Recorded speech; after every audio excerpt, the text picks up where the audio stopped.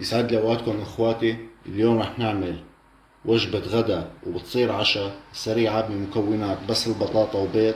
الجبنة اختياري. عندي اول شي البطاطا رح ابرشهم، وهلا بعد ما برشنا البطاطا كلياتها هيك صارت جاهزة. هلا رح احطهم بالمصفاية وصفيهم، عصرهم كتير منيح من المي.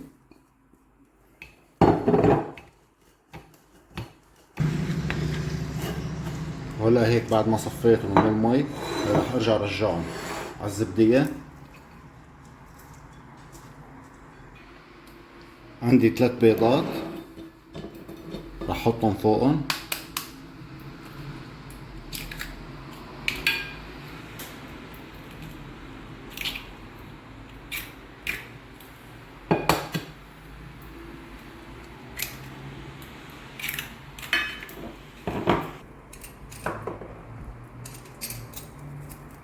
وسنين توم.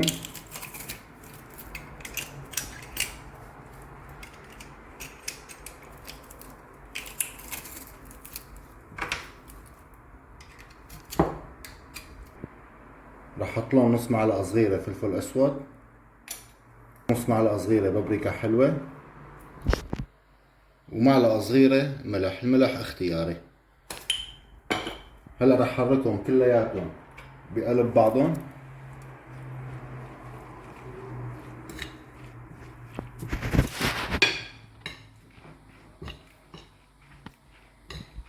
وهلا هيك بعد ما حركناهم هيك صاروا جاهزين معنا.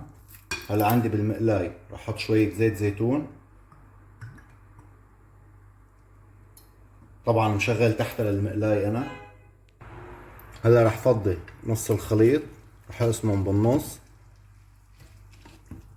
رح وزعهم. وهلا بعد ما حطينا الطبقة الأولى من تحت هلا رح احط الجبنة. الجبنة اختيارية، فيكم تستغنوا عنها.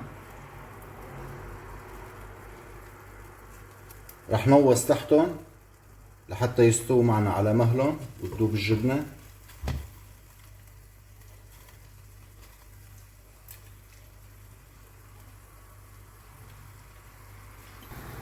وهلا رح نزل باقي البطاطا اللي ضلت معي.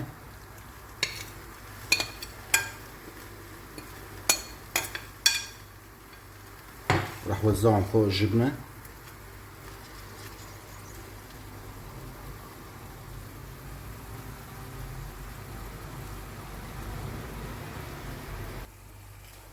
هلا رح نغطيها ونتركها لحتى تستوي. بس يبلش يحمر معنا الداير بتكون صارت جاهزة معنا. واهم شي على نار نايصة، ما نقوي تحتهم. وهلا هيك اخواتي بعد ما صارت جاهزة تحمر معنا الداير. هلا رح نقلبها.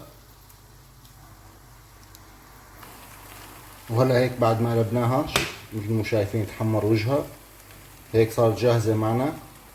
هلا كمان رح ارجع احط لها جبنة من فوق، كمان اختيار الجبنة مثل ما حكيت.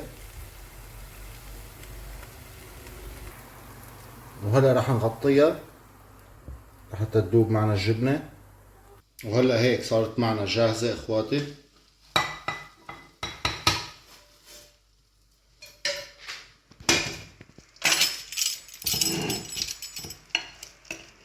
هلا رح نقطعها ونشوف كيف رح تطلع معنا.